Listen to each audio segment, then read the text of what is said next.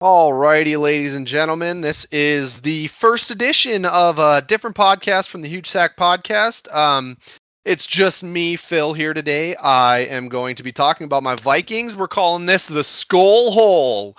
Alrighty, so if you guys want to hear a little more juice on the Vikings, I'm going to give it to you from my perspective on episodes of the Skol Hole. I'll still talk about them in the Huge Sack Podcast, obviously, but I'm going to dive a little bit more into it in the Skol Hole podcast.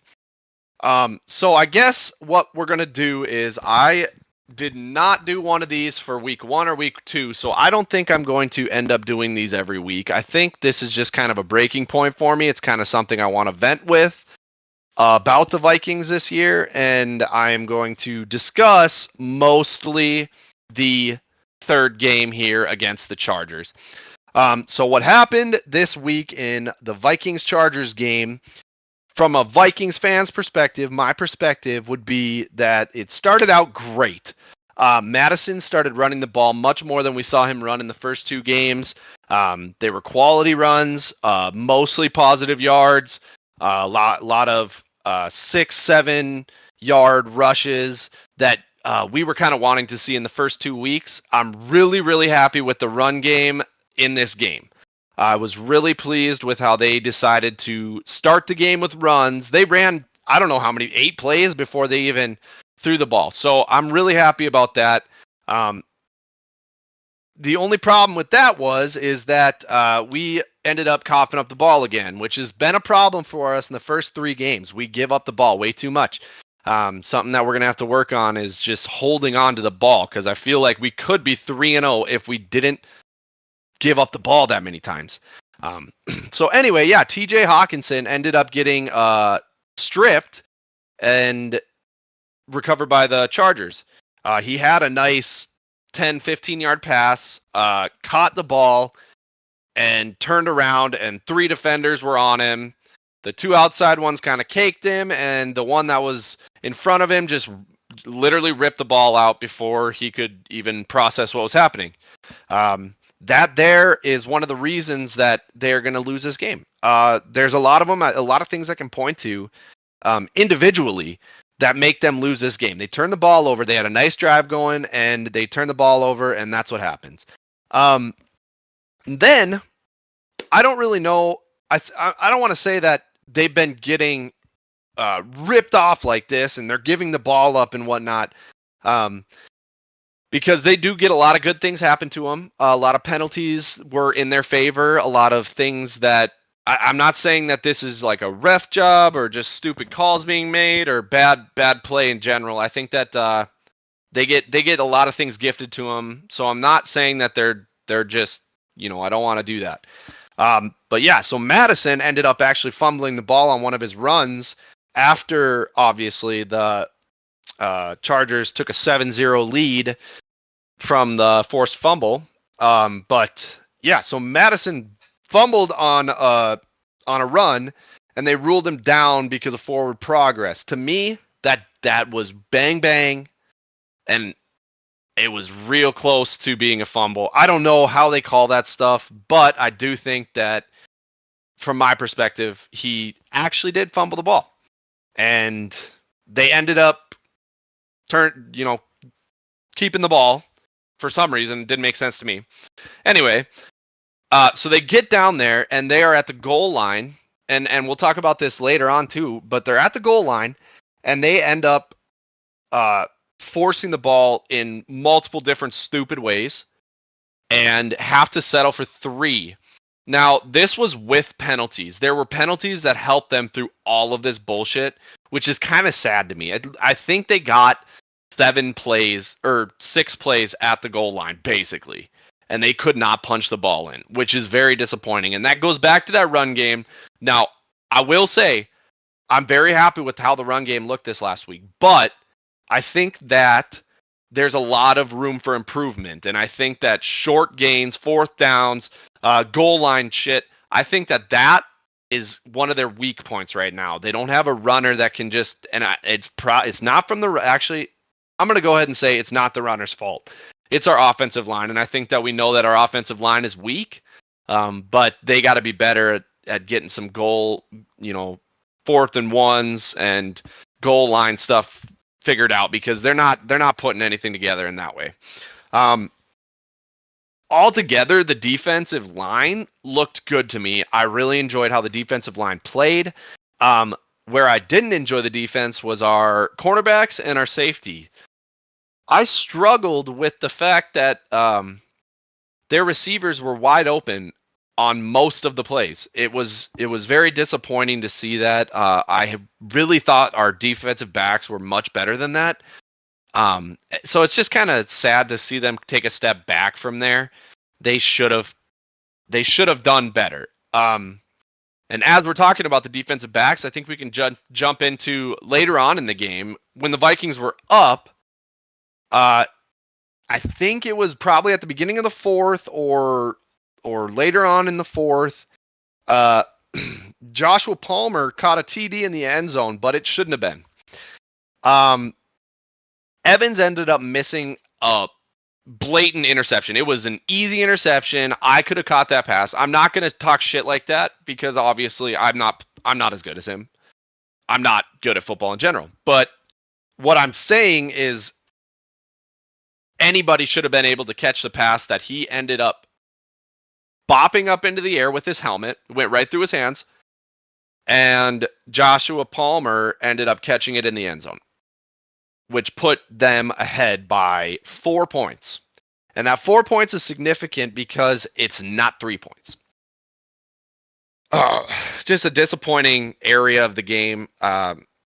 Anyway, so we are back down to our offense, watching our offense, and they are driving down the field.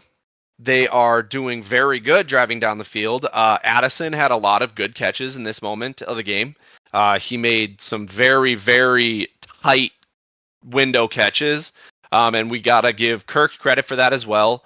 But yeah, they got down to essentially the goal line again and can't get into the end zone. They ended up going for it on a 4th down and not getting in, which is really disappointing, because they were, I think it was they were at the goal line. They were they were a yard or 2 out.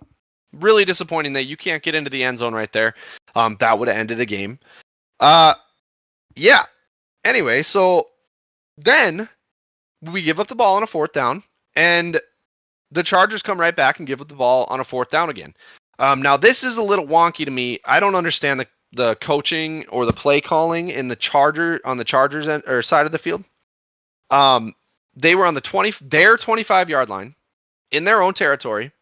They were on the 24-yard line in their own territory, 4th and 1, and they decided to go for it with essentially a minute left.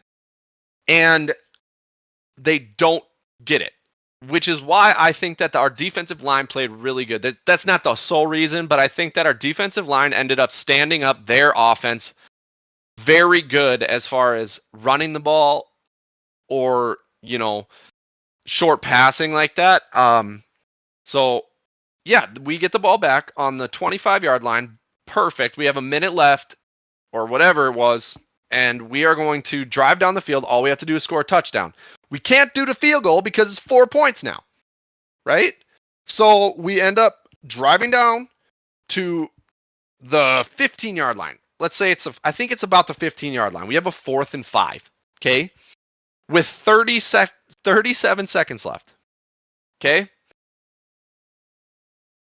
Kirk Cousins throws the ball to TJ Hawkinson on a 4th and 5 in the middle of the field. He catches the ball. We have a 1st down at the 5-yard line with 37 seconds left. Instead of getting up to the line and clocking it, so you have 3 attempts in the end zone, you dilly-dally for 25 seconds and finally can run your 1st down play with 12 seconds left on the clock. That does not make sense to me, and it never will. I can't believe I was screaming at my TV. I was so frustrated with the fact that you have 37 seconds left and nobody's rushing. Everybody is casually walking around like it's just a normal middle of the game play. No one cared. And it was very frustrating. I saw Kirk try and get people in line a little bit, but it was not happening. The whole offensive team was not moving aside from Kirk Cousins and maybe a couple other guys. I know for a fact TJ Hawkinson just got up and didn't care. It was very, very this is probably the worst game I've seen TJ Hawkinson play. I was disappointed in him. I don't think that he's a bad player. I think that he's a fantastic player. I just was really disappointed with some of the decision making that he was making. So we have 12 seconds left. I think Kirk got a little flustered, so instead of clocking the ball with 12 seconds left, he decided to run a play, throw a fucking pick in the end zone, and the game's over. So, I mean, and this is just you can play off the other two games. This just seemed like another one that we should have won. We keep shooting ourselves in the foot. It doesn't make sense. This team is better than 0-3. It's much better than 0-3. It's to me better than 1-2. At a minimum, it's a 2-1 team, should be. And honestly, it should be a 3-0 team, which is very disappointing when you're going from that perspective, looking at these games, watching them, knowing that this team is good, and then looking at their record and seeing 0-3. It's very disappointing.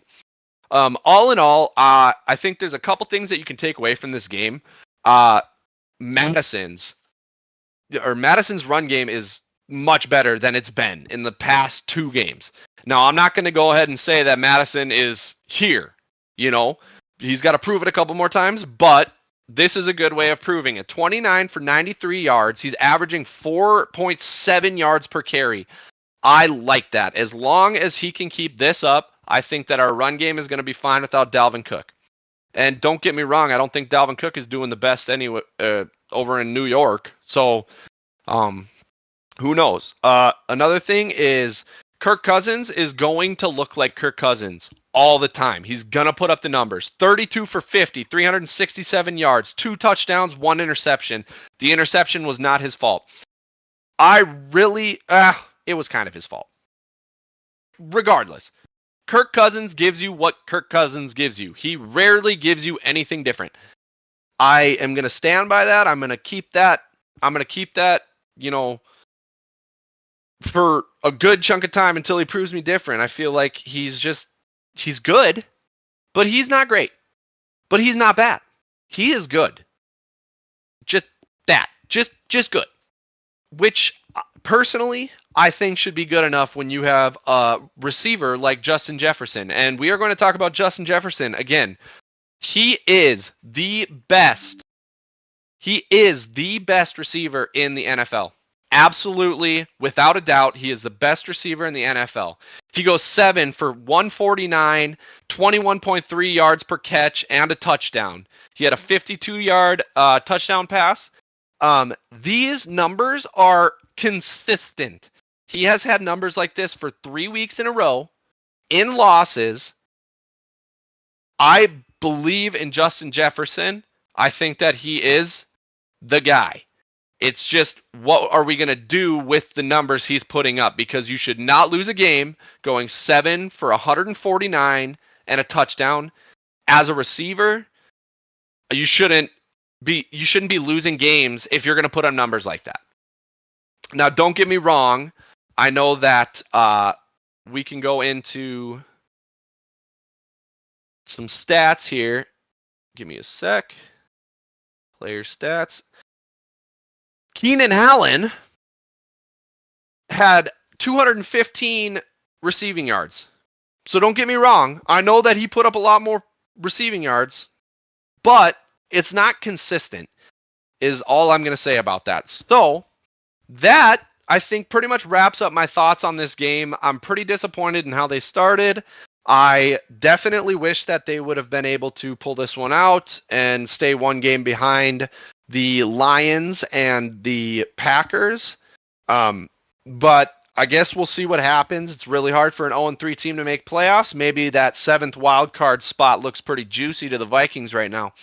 We will see. Anyway, make sure you guys catch us on the Huge Sack podcast every week. We talk about every team. We talk about what we think, our thoughts on each team. highs, lows, and we do picks in a competition format. So make sure you guys hit up that. Don't forget to follow the Huge Sack Podcast on Instagram. Don't forget to subscribe to the YouTube channel. Don't forget to like the videos, and don't forget to comment. If you guys have any comments on anything that I've said or we say on the Huge Sack Podcast, make sure you let us know what your thoughts are. And yeah, we will see you guys on the Huge Sack Podcast or Skol Hole or whatever we want to do here. Another thing, I'm going to. Can you guys hear me? All right, we're back. Another thing is I want to give free reign to the other people part of the Huge Sack Podcast to go ahead and vent on either a different format than the Huge Sack Podcast about their team in a little more depth, like I just did. So mine is called the Skol Hole. We have no idea what anybody else is going to think about any of this other of this, but if they decide they want to come in and do their own separate podcast about their team, they're going to, and we're going to post them at the same spot, Huge Sack Podcast YouTube. So yeah, thanks for listening, and I will see you guys on the Huge Sack Podcast.